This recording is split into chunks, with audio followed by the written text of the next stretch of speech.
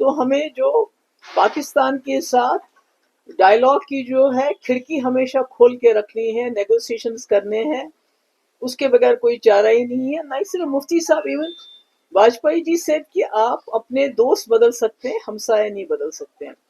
تو یہ اچھی بات ہے کہ اگر آر ایس ایس کے جنرل سیکرٹری نے یہ بات کہی ہے کہ ہمیں پاکستان کے ساتھ بات چیت کرنی چاہیے، اس کے بغیر کوئی چارہ بھی نہیں ہے. آپ نے دیکھا کہ ایران جیسا ایک چھوٹا سا ملک، دوسری طرف سے امریکہ اتنا بڑا سپر پاور، اور اسرائیل، انہوں نے کتنی اٹیکس کیے ایران پہ، پر آخرکار وہ بھی اس وقت مجبور ہو کے چاہتے ہیں کہ بات چیت سے ہی کوئی مسئلے کا حل نکلے. اور اسی طرح آپریشن سندور کو 1 سال ہو گیا، اور مجھے لگتا ہے دونوں طرف سے ریئلائزیشن ہے، خاص کر جو یہاں جو آر ایس ایس کے لیڈر نے کہا ہے کہ بھئی ہمیں بات چیت ہی کرنی چاہیے. تو اس سے تو مجھے لگتا ہے کوئی راستہ ہے نہیں. اگر ہم کو مل جل کے رہنا ہے، ترقی کرنی ہے، خاص کر ہمارا ایکسپیرینس رہا ہے واجپئی جی کے ٹائم میں، ڈاکٹر منموہن سنگھ جی کے ٹائم میں جب بات چیت کا سلسلہ شروع ہوا تھا تو اس کا ایک پازیٹیو امپیکٹ پڑا تھا جموں کشمیر میں. یہاں ملیٹنسی بھی کم ہو گئی تھی، پکڑ دکڑ بھی کم ہو گئی تھی، اٹراسٹیز بھی کم ہو گئی تھی. آج بھی جموں کشمیر میں گٹھن ہے، سرویلنس ہے، ملازموں کو، خاص کر جو کشمیری مسلمان ہیں، ان کو نوکریوں سے برطرف کیا جاتا ہے اینٹی نیشنل کے نام پہ.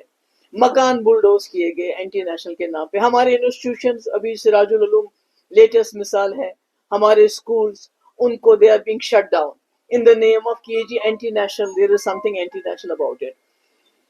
بہت سی، اور اب تو لیٹسٹ ہے کہ چلیے ڈرگ پیڈلر کو پکڑیے، اس کو اب جیل میں ڈال دیجیے، مگر آپ ان کے گھروں کو بھی آپ اڑا رہے ہیں. تو کہیں نہ کہیں جموں کشمیر میں ایک گٹھن ہے، ایک پکڑ دکڑ کا ماحول بھی ہے. کسی نے کوئی سوشل میڈیا پہ کوئی بات کہہ دی ہے تو اس کے خلاف ایف آئی آر ہو جاتی ہے یا اس کو تھانے بلایا جاتا ہے. میں سمجھتی ہوں یہ جو ماحول ہے، گٹھن ہے، یہ جو پکڑ دکڑ کا ماحول ہے، یہ جو ہمارے ہزاروں لوگ ملک کے دوسرے جیلوں میں بند ہے. اور اب یہ کہتے ہیں جب سے یہ ڈرگ کے خلاف ایک ابھیان چلا ہے کہ ہمارے جموں کشمیر کے جیل بھر گئے ہیں، اب یہاں جگہ نہیں، اب ان کو باہر لے کے جانا پڑے گا.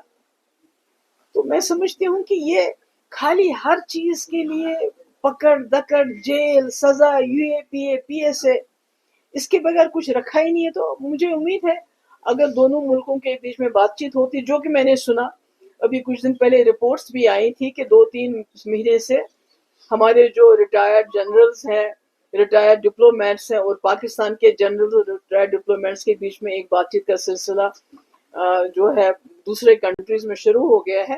تو اگر واقعی اس کو عملی جامہ پہنایا جاتا ہے، مجھے لگتا ہے اس کا جموں کشمیر کے ماحول پہ بھی ایک پازیٹیو اثر ہوگا. اور یہاں یہ جو پکڑ دکڑ، یہ جو شک ہے، اینٹی نیشنل کے نام پہ لوگوں کو تنگ کیا جاتا ہے، مشکل میں ڈالا جاتا ہے، مجھے لگتا ہے کہیں نہ کہیں اس میں بھی لوگوں کو ایک ریلیف مل سکتا ہے. محبوب جی، نیشنل کانفرنس کا یہ آروپ ہے شراب بین کو لے کر کہ مودی سرکار کے دور میں جو ہے سب سے زیادہ لائسنس جو ہے شراب والوں کو دی گئی. آج جو ہے وہ شراب بین پر جو ہے ہنگامہ کر رہے ہیں، سوال کر رہے ہیں. پہلے ان سے یہ سوال پوچھنا چاہیے کہ ان کے دور میں کتنی لائسنس جو ہے ایشو کی گئی ہے. دیکھیے، پی ڈی پی کی سرکار 2 بار رہی، دونوں بار الائنس میں تھی. ہمارے پاس کبھی اتنی میجورٹی نہیں تھی کہ اگر ہم چاہتے بھی تو اس کو بین کر سکتے. آج نیشنل کانفرنس کے پاس 50 ایم ایل اے ہے تقریباً. ان کے خود اپنے ممبر پارلیمنٹ روح اللہ صاحب نے کہا ہے کہ جہاں بھی ہم کمپین کرتے تھے اسمبلی میں تو ہم اس وقت لوگوں کو بولتے تھے کہ ہم یہاں شراب کی دکانیں بند کر دیں گے. یہ ان کے الفاظ ہیں، میرے الفاظ نہیں ہیں.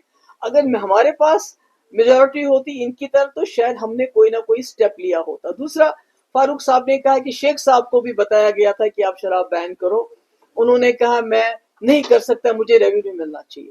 میں فاروق صاحب سے یہ پوچھنا چاہتی ہوں بڑے باعزت طریقے سے، ہمارا سب سے بڑا ریونیو کا جو سورس ہو سکتا تھا وہ ہمارے پاور پروجیکٹ، اس سے بڑا سورس تو کوئی نہیں ہے جو ہمارے پانی سے پاور پروجیکٹ بنتے ہیں. آپ نے جب آپ یہاں 96 میں وزیر اعلیٰ بنے، عمر صاحب بی جے پی کی سرکار میں وزیر تھے، آپ نے اس وقت 7 power project N S P C کو ہینڈ اوور کر دیے. یعنی آپ نے خود جموں کشمیر کا اثاثہ، جس کے لیے ہمیں شراب کی دکانیں کی ضرورت نہیں پڑتی، آپ نے این ایچ پی سی کو ہینڈ اوور کیا. اور ابھی کچھ دن پہلے عمر صاحب نے 2 پاور پروجیکٹ دوبارہ این ایچ پی سی کو ہینڈ اوور کر دیے. بجائے ہم ان سے مانگتے کہ آپ ہمیں ریونیو کمپنسیٹ کرو. ہمارے پاس پاور پروجیکٹ ہوتے تو ہمیں شراب کی دکانیں کھولنے کی ضرورت نہیں پڑتی، بلکہ ہماری بے روزگاری کا مسئلہ بھی حل ہوتا. اور جو 200 یونٹ آپ نے کہا تھا ہم فری بجلی دیں گے، شاید وہ مسئلہ بھی حل ہوتا. تو اگر اس میں ہم پڑے رہیں گے اس نے کیا کیا، اس نے کیا کیا، صرف میرا یہ ہے کہ اگر ہمارے پاس میجورٹی ہوتی تو ہم وہ بہت کچھ کرتے جس پہ آپ یو ٹرن لے رہے ہیں. Thank you so much.